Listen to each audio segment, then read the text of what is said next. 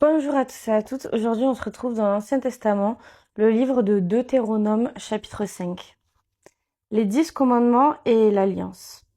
Moïse convoqua tous les Israélites et leur dit: Écoute, Israël, les prescriptions et les règles que je vous ai fait entendre aujourd'hui. Apprenez-les et mettez-les soigneusement en pratique. L'Éternel notre Dieu a conclu une alliance avec nous à Horeb.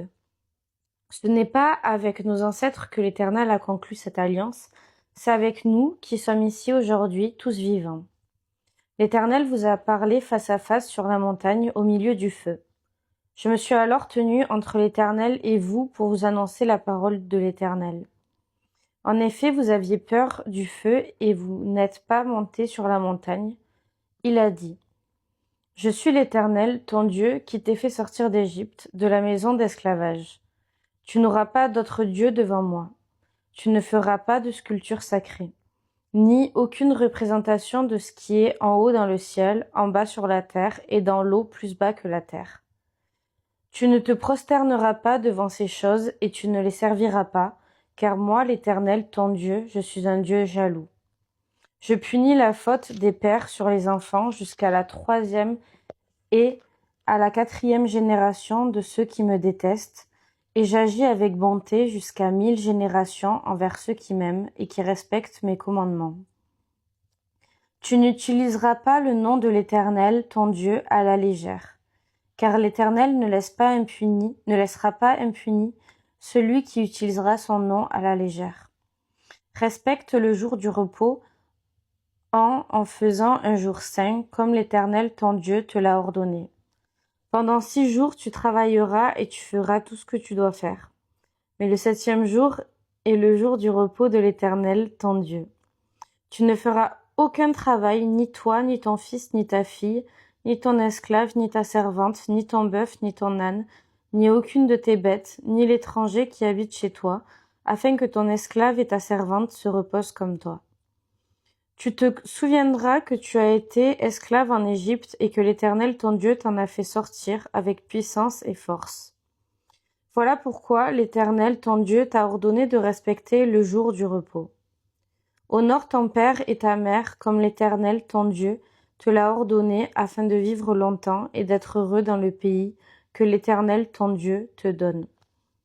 Tu ne commettras pas de meurtre, tu ne commettras pas d'adultère, tu ne commettras pas de vol, tu ne porteras pas de faux témoignages contre ton prochain, tu ne convoiteras pas la femme de ton prochain, tu ne désireras pas la maison de ton prochain, ni son champ, ni son esclave, ni sa servante, ni son bœuf, ni son âne, ni quoi que ce soit qui lui appartienne. Telles sont les paroles que l'Éternel a prononcées à haute voix sur la montagne du milieu du feu, des nuées et de l'obscurité, et qu'il a adressées à toute votre assemblée sans rien ajouter. Il les a écrites sur 2 tables de pierre qu'il m'a données. Lorsque vous avez entendu la voix du milieu des ténèbres, et tandis que la montagne était tout en feu, vos chefs de tribus et vos anciens se sont tous approchés de moi. Et vous avez dit: Voici que l'Éternel notre Dieu nous a montré sa gloire et sa grandeur, et nous avons entendu sa voix au milieu du feu. Aujourd'hui nous avons vu que Dieu a parlé à des hommes et qui sont restés en vie. Maintenant pourquoi mourrions-nous? En effet, ce grand feu nous dévorera. Si nous continuons à entendre la voix de l'Éternel, notre Dieu, nous mourrons. Quel est l'homme, en effet, qui ait déjà entendu comme nous le Dieu vivant parler du milieu du feu et qui soit resté en vie? Que ce soit toi qui t'approches et écoute tout ce que dira l'Éternel, notre Dieu. Tu nous rapporteras toi-même tout ce que te dira l'Éternel, notre Dieu. Nous l'écouterons et nous le ferons. L'Éternel a entendu les paroles que vous m'avez adressées, et il m'a dit: J'ai entendu les paroles que ce peuple t'a adressées. Tout ce qu'ils ont dit est bien.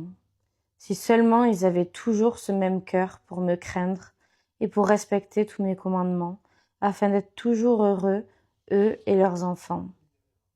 Va leur dire de retourner dans leur tente. Quant à toi, reste ici avec moi, et je te dirai tous les commandements, les prescriptions et les règles que tu devras leur enseigner, afin qu'ils les mettent en pratique dans le pays dont je leur donne la possession. Vous veillerez à vous conformer à ce que l'Éternel votre Dieu vous a ordonné de faire. Vous ne vous en écarterez ni à droite ni à gauche. Vous suivrez entièrement la voie que l'Éternel votre Dieu vous a prescrite, afin de vivre et d'être heureux, de vivre longtemps dans le pays dont vous aurez la possession. Soyez bénis.